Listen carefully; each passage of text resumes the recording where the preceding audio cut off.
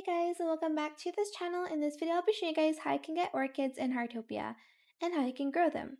So you can get orchid seeds once you've reached level 12 of the gardening hobby.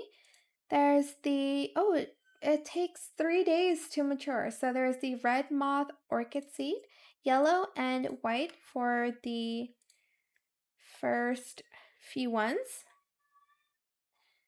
I'm not going to wait to crossbreed them, however, it's basically just the same as the rest of the flowers, but wait, where are the rest of the seeds? Sorry. Let's see. We have yellow, and we also want to plant the white one here. Oh my gosh, why is my dog here? Like, seriously, get out of the way. This is so annoying. Okay, there we go. Thank goodness I could plant that. Just gonna water these and see you guys in 3 days to show you guys what it looks like.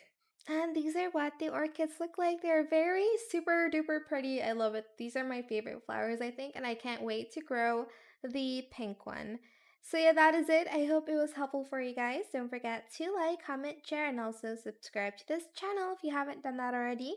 If you have any more questions about this video, just leave it in the comment section down below.